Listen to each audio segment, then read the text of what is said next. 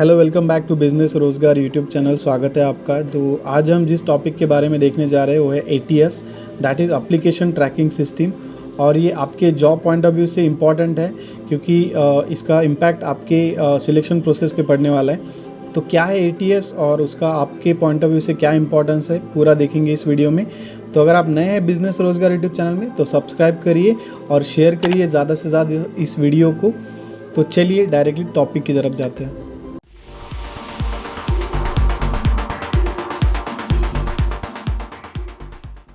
तो जैसा कि टॉपिक में लिखा है how to make your resume pass through ATS।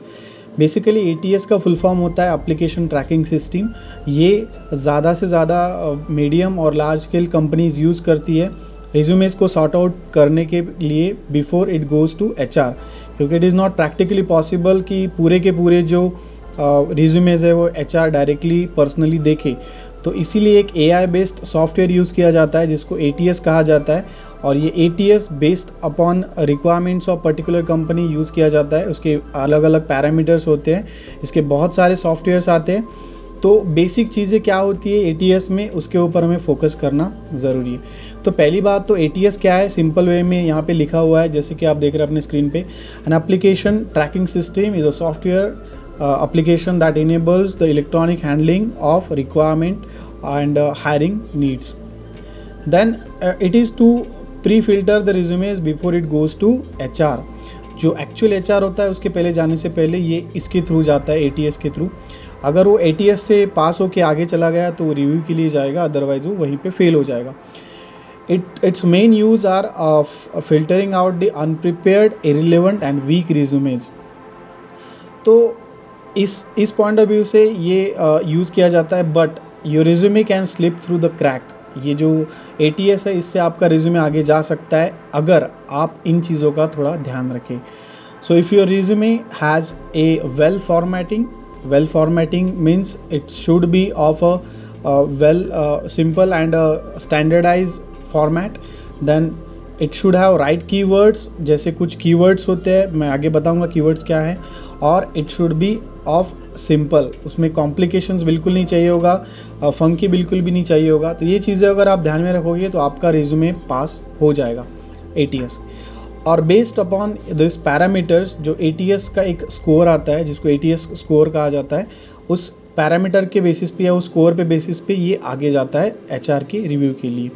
तो अब मोस्ट क्वालिफाइड रिज्यूमे क्या क्या हो सकते हैं। Most qualified resume are go for the HR review.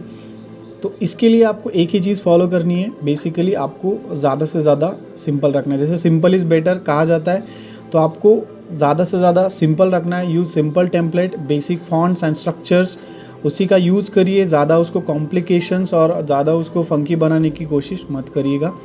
Then match the keywords with the job description. जब भी आप जॉब के लिए अप्लाई करने जाते हो वहाँ पे डिस्क्रिप्शन पढ़ते हो, तो जो डिस्क्रिप्शन में कीवर्ड्स है, जैसे फाइनेंस रिलेटेड कोई कंपनी है तो मेक श्योर आप उसके रिलेटेड कुछ कीवर्ड्स अपने रिज्यूमे में ऐड करें। किसी कंपनी के जॉब रिक्वायरमेंट्स में ही लिखा है कि SQL या फिर जावा या फिर कोई भी लैंग्वेज आपको, C लैंग्वेज, कोई भी लैंग्वेज आपको चाहिए, तो मेक श्योर कि वो कीवर्ड्स आपके रिज्यूमे में रिफ्लेक्ट हो। Then you can take the help of Google as well. उस चीज़ के लिए आप गूगल का भी यूज़ कर सकते हो। And the last thing which is last but not the least, correct spelling and grammar should required. आपके रिज्यूमे में ग्रामेटिकल मिस्टेक्स और स्पेलिंग मिस्टेक्स बिल्कुल नहीं चाहिए होगी। अगर वो है तो आप पहले ही उसको बिफोर इट अप्लाइंग उसको पहले ही रेक्टिफाई कर लीजिए।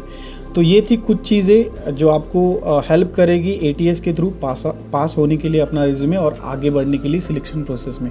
तो अगर आपको ये वीडियो अच्छा लगा है तो प्लीज़ सब्सक्राइब करिए और thank you so much for watching this video. इसको ज़्यादा से ज़्यादा शेयर करिए। Thank you so much, take care and bye.